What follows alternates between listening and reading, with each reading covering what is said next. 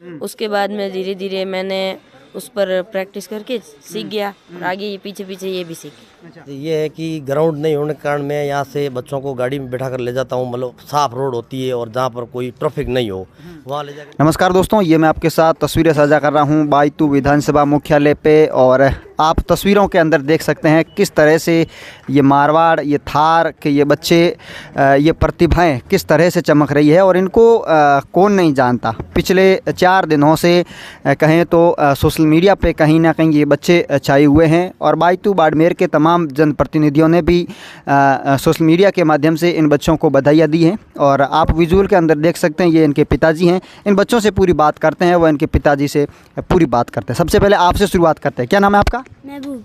महबूब, अच्छा महबूब, पढ़ाई करते हो? हाँ। कौन सी में पढ़ते हो? 5 में। 5 में। अच्छा, ये स्केटिंग का ये जो जज्बा है कब से लगा? 1 साल हो गया। 1 साल हो गया। अच्छा, तुम तो बड़े खिलाड़ी हो। आमतौर पे हमारे क्षेत्र में काफ़ी लोगों को पता भी नहीं है कि इस प्रकार का भी गेम होता है। कैसे सीखा, किससे सीखा? मैं अपने भाई के पीछे सीखा हूँ। अच्छा, धीरे धीरे। धीरे धीरे। कितना समय लगा होगा? 1 साल। 1 साल। अच्छा, अब तो तुम सोशल मीडिया पे आ गए हो, बड़े बड़े जनप्रतिनिधि भी तुम्हें बधाइयाँ दे रहे हैं, क्या कहना चाहते हो? मेरे सबको बहुत बधाइयाँ देना चाहता हूँ। अच्छा, आगे खेलना चाहते हो? हाँ। लेकिन आपके पिताजी का कहीं ना कहीं मैंने स्टेटमेंट देखा था, उनका कहना यहाँ पे सुविधाएं नहीं है, सुविधाओं के अभाव में सामना करना पड़ता है आपको। क्या चाहते हैं, क्या होना चाहिए बायतू के अंदर? आपके स्टेडियम में होना चाहिए या मैदान होना चाहिए? मैदान होना चाहिए स्केटिंग का। अच्छा, आपका क्या नाम है? जावेद। जावेद, आप कौन सी में पढ़ते हो Javed? 7th class. 7th class में। अच्छा, आप भी पहले तो आप तीनों सगे भाई हो? हाँ। अच्छा, तुम 2 नंबर हो? हाँ। अच्छा, तो आपने ये कहाँ से सीखा? मैंने ये पहले अल्ताफ एक स्केट लाया, लद्दा था उसको है मिला था। तब उसके हमें एक टायर पर वो चलते थे रोड पर चलते चलते आड़ोस पाड़ोस बोलते थे कि ये लग जाएगी, कर जाएगी, मत ऐसे मत खेलो वगैरह। तो पापा ने छुपा दिया। छुपाने के बाद वापस में हमने ढूंढ लिया। हम बहुत चाहते थे तो ढूंढ लिया, वापस खेलने लगे। और किसी ने कह दिया मेरे पापा को, ये कभी गाड़ी के नीचे आ जाएंगे वगैरह आ जाएंगे, ठीक है। फिर पापा ने जला दिया उसको। उसके बाद पापा ने मम्मी से जिद की, पापा को कहा कि स्केट मंगा दो। 2500 रुपये का एक स्केट मंगाए। फिर अल्ताफ ने सीखा, अल्ताफ के न्यू स्केट लाए, इसलिए मैंने उसके पीछे वाले स्केट एक एक करके सीख गया। मैं भी सीख गए। हाँ। अब कैसा लग रहा है? सोशल मीडिया पे आप छाए हुए हो, कैसा लग रहा है? बहुत बढ़िया लग रहा है।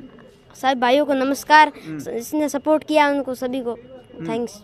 अच्छा, और यहाँ पे मैंने अभी यहाँ पे पता किया कि आपको यहाँ पे खेलने में काफ़ी दिक्कत आ रही है, उचित मैदान नहीं है, क्या कहना चाहेंगे? उचित मैदान नहीं है। हमने हरीश जी से रिक्वेस्ट की थी कि मैदान बना दो। उन्होंने कहा कि ज़मीन नहीं है। ज़मीन करके यहाँ एक बड़ा सा मैदान बना। उम्मीद जी ने कहा है कि आपको जोधपुर में कहीं स्टेडियम दिला के रूम की व्यवस्था करके वहाँ आपका सेटलमेंट कर देगा। हाँ। अच्छा, और आगे क्या सपना है? स्टेट नेशनल जाने का है, नेशनल इंटरनेशनल। अच्छा, आप अब तक कहाँ खेल चुके हैं? जिला स्तर पे चयन हुआ है या राज्य स्तर पे? राज्य स्तर तक। राज्य स्तर तक। अच्छा, आपका ही नाम अल्ताफ है?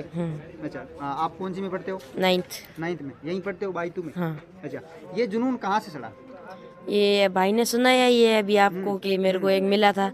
उसके बाद में धीरे धीरे मैंने उस पर प्रैक्टिस करके सीख गया और आगे ये पीछे पीछे ये भी सीख। अच्छा, उस समय ये मन के अंदर ये ख्याल नहीं आया कि नहीं यार, हमारे क्षेत्र के अंदर तो ये गेम ज़्यादा पॉपुलर भी नहीं है, लोग इस खेल के अंदर रुचि बहुत कम लेते हैं, यहाँ तक कि काफ़ी लोग जानते भी नहीं हैं, हम इस खेल को खेल रहे हैं, क्या भविष्य होगा? इस प्रकार के सवाल दिमाग के अंदर नहीं आए? पहले तो कुछ लोगों ने बोला कि इसमें कोई स्कोप नहीं है, तू ये क्यों कर रहा है, फालतू में पैसे बर्बाद कर रहा है। फिर मुझे पूनमराम जी जाखड़ का सहयोग मिला। उन्होंने बोला कि ये गेम जो है ये नेशनल इंटरनेशनल तक भी होता है, तो तू इसमें लगा रहे और एक दिन ज़रूर तेरा इंटरनेशनल तक चयन होगा और तू देश का नाम रोशन करेगा। उसके बाद में मेरे को जुनून चढ़ा के मैं अब तो ये करके ही रहूँगा। अच्छा, आप वायरल कैसे हुए थे? उसकी क्या कहानी है? आपका जो शुरुआती जो वीडियो था वो कहाँ से लीक हुआ? मोहनलाल बलियारा। अच्छा, वहाँ सालू का तला जो रोड है उस पर हम प्रैक्टिस कर रहे थे, तो वो एकदम से आए और उन्होंने हमारी एक रील बनाई और फिर वो पोस्ट की। तो हरीश जी ने भी उसके पीछे पीछे पोस्ट की बढ़ता बायतू लिखकर। फिर हमारे धीरे धीरे वो वायरल हो गई और हम भी पीछे पीछे वायरल हो गए। अच्छा, अब क्या सपना आपका? अब मेरा सपना है कि मैं नेशनल इंटरनेशनल खेलूं और देश का नाम रोशन करूं। हमारे जो आपने अभी कहा कि हरीश जी ने पोस्ट की थी, हरीश जी से क्या मांग रहेगी आपकी? मेरी मांग यही है कि मेरे को एक बाइतू में बहुत अच्छा सा एक ग्राउंड दिलाओ और जो मेरे को दिक्कत आ रही है उन सब का थोड़ा सहयोग करो मेरे के। मेरा यही कहना है। उमेद राम जी ने क्या कहा? उमेद राम जी ने बोला कि मैं जो भी आपको दिक्कत आती है उन सब में मैं आपका सहयोग करूंगा, जितना हो सके उतना मैं सहयोग करूंगा। अच्छा, यहाँ पे ये बच्चों के पिताजी हैं, इनसे बात कर रहे हैं। सर क्या नाम है? मेरा नाम मुश्ताक अली है, मैं पुराना गांव बाइतू रहवासी हूँ, सामान्य परिवार से तेली। आपके बच्चे राजस्थान सहित पूरे देश के अंदर फिलहाल ट्रेंड कर रहे हैं, क्या कहना चाहेंगे एक पिता होने के नाते? बहुत खुशी हो रही है, इतनी खुशी हो रही है मैंने कभी सोचा भी नहीं था कि इतने लोग मेरे घर पर मतलब तांता लग जाएगा और प्रदेश भर से बधाइयाँ आ रही इंस्टाग्राम सोशल मीडिया के जरिए। मैं उन सबको शुक्रिया अदा करता हूँ और धन्यवाद देना चाहता हूँ कि आपको बहुत बहुत बधाई हो। अच्छा, क्या सपना है बच्चों को लेकर के?